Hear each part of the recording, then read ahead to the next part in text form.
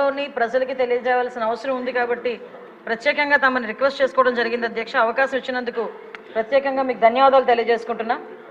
ఎందుకంటే పరిస్థితి ఏంటంటే ఇప్పుడు వైఎస్ఆర్సీపీ పార్టీ వాళ్ళు సానుభూతి పరుల మీద దాడులు జరుగుతున్న విషయం వాస్తవమేనా అని చెప్పి వాళ్ళే క్వశ్చన్ అడిగి ఈరోజు వాళ్ళే ఈ క్వశ్చన్కి సమాధానం తీసుకోవడానికి రాలేకపోవడం అన్నది చూస్తూ ఉంటే అక్కడే వాళ్ళ తాలూకా డొల్లతనం అనేది చాలా క్లియర్గా కనిపిస్తుంది అధ్యక్ష. ఎందుకంటే అధ్యక్ష ఉత్తరాంధ్రలోని ఒక సామెత ఉంటుంది అధ్యక్ష, అది ఇక్కడ చెప్పొచ్చో చెప్పకూడదో తెలియదు కానీ తప్పైతే క్షమించండి, తప్పైతే రికార్డులను తొలగించండి, తప్పు కాకపోతే మాత్రం ఉంచండి అధ్యక్ష. మొగుడిని కొట్టి మొగసాలు ఎక్కిందట ఇలా మాట్లాడతారు అధ్యక్ష ఉత్తరాంధ్రలోని కూడా. ఎందుకంటే కొట్టేసి ఎక్కడ దాక్కుంటారనమాట.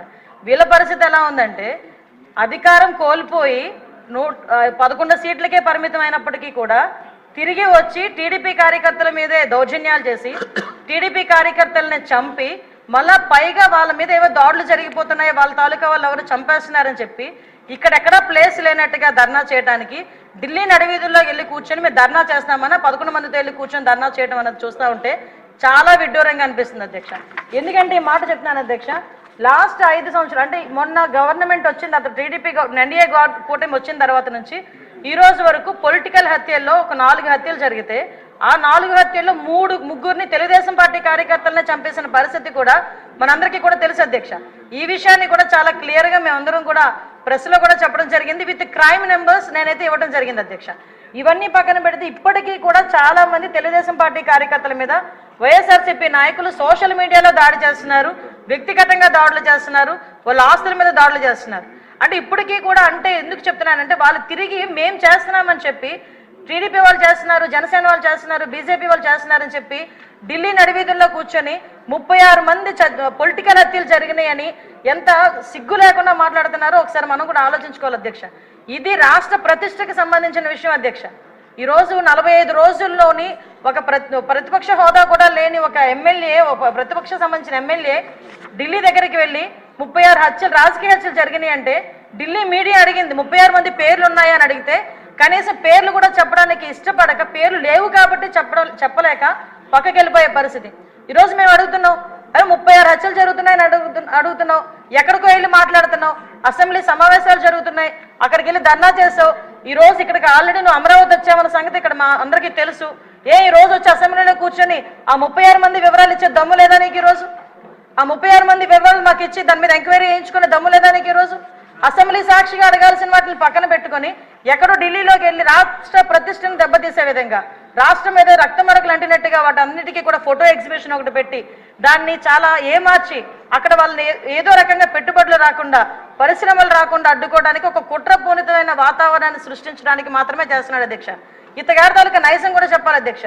అధికారంలోకి వచ్చిన తర్వాత 2024 అధికారంలోకి వచ్చింది అధ్యక్ష. ఎంత దారుణం అంటే అమరావతికి బస్సు యాత్రకి సాక్షాత్తు 14 సంవత్సరాలు ముఖ్యమంత్రి చేసిన చంద్రబాబు నాయుడు గారు బస్సు యాత్రకి వెళ్తే ఆ బస్సు మీద రాళ్ళు రువితే అధ్యక్ష అప్పుడున్న సాక్షాత్తు డీజీపీ గౌతమ్ సవాంగ్ గారు భావ స్వేచ్ఛ ప్రకటనను మాట్లాడిన సందర్భాన్ని కూడా ఈరోజు గుర్తు చేయాలి అధ్యక్ష. ఎందుకంటే ఆ రోజు శాంతి భద్రతలు ఎలా ఉన్నాయి, ఈ రోజు శాంతి భద్రతలు ఎలా ఉన్నాయి కంపేర్ చేయడానికి మీరు నాకు 5 నిమిషాలు టైం ఇవ్వాలి. ఎందుకంటే ఇది రాష్ట్ర ప్రతిష్టకు సంబంధించిన విషయం. ఆ రోజు ఆత్మకూరులో ఒక ఊర్లోని ఒకరిని వెలివేస్తే ఒక గ్రూప్ ఆఫ్ పీపుల్ని వెలేస్తే వాళ్ళ దగ్గరికి వెళ్ళడానికి వెళ్తే సాక్షాత్తు ముఖ్యమంత్రి 14 సంవత్సరాలు ముఖ్యమంత్రి చేసిన వ్యక్తి ఇంటి దగ్గరికి వెళ్ళి ఆ గేట్లకి తాడులు కట్టారు అధ్యక్ష. తాడులు కట్టడమే కాదు అధ్యక్ష, ఎల్జీ పాలిమర్స్ లో గ్యాస్ లీక్ అయితే వైజాగ్ వెళ్తే చంద్రబాబు నాయుడు గారిని వైజాగ్ ఎయిర్పోర్ట్ లోనే ఆపి ఎయిర్పోర్ట్ లో లిటరల్లీ చెప్పలు దాడి చేశారు. ఆ విషయంలో మొన్న నన్ను విష్ణుకుమార్ రాజు గారు కూడా క్వశ్చన్ చేశారు అధ్యక్ష, హోంమంత్రి ఏం చేస్తున్నారు అని. గుడ్లు విసరడానికి, అతని మీద టమోటాలు విసరడానికి, ఆఖరికి అక్కడి నుంచి కనీసం బయటికి రానివ్వకుండా కూడా చేసిన పరిస్థితి కూడా కనిపించింది అధ్యక్ష. వీళ్ళు ఈ రోజు శాంతి భద్రతల గురించి మాట్లాడుతున్నారు అధ్యక్ష.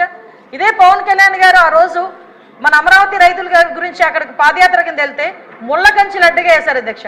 ముళ్ళ కంచెలను దాటుకొని పక్కకు తీసుకొని వెళ్ళిన పరిస్థితి. వైజాగ్ వెళ్తే వైజాగ్ రానివ్వకుండా నగర బహిష్కరణ చేశారు. యువగలం పాదయాత్ర నేను మచ్చుకు చెప్తున్నాను అధ్యక్ష, ఇవి చాలా మచ్చుకు చెప్తున్నా. యువగలం పాదయాత్రలో లోకేష్ బాబు గారు పాదయాత్ర చేస్తూ ఉంటే కనీసం స్టూల్ ఎక్కి నుంచోడానికి కూడా పర్మిషన్ ఇవ్వలే. అంటే వీళ్ళ తాలూకా దౌర్జన్యాలు ఏ రకంగా ఉన్నాయి? ఎవరిని వదిలేశారు అధ్యక్ష? మీడియాను వదిలేశారా, లేదా జడ్జెస్ని వదిలేశారా, పారిశ్రామికవేత్తను వదిలేశారా, తెలుగుదేశం పార్టీ కార్యకర్తలు వదిలేశారా, సామాన్య ప్రజలను వదిలేశారా? ఎవరిని వదిలేశారు అధ్యక్ష? అధ్యక్ష నాకు ఒక్క 2 నిమిషాలు అధ్యక్ష. విషయం ఎందుకంటే అధ్యక్ష వీళ్ళు ఈ రోజు నేను 1 మినిట్ 12 గంటలకి మన గౌరవ ముఖ్యమంత్రి గారు శాంతి భద్రతల మీద వైట్ పేపర్ రిలీజ్ చేస్తున్నారు. అంచేత వారు అన్ని వివరాలు చెప్తారు.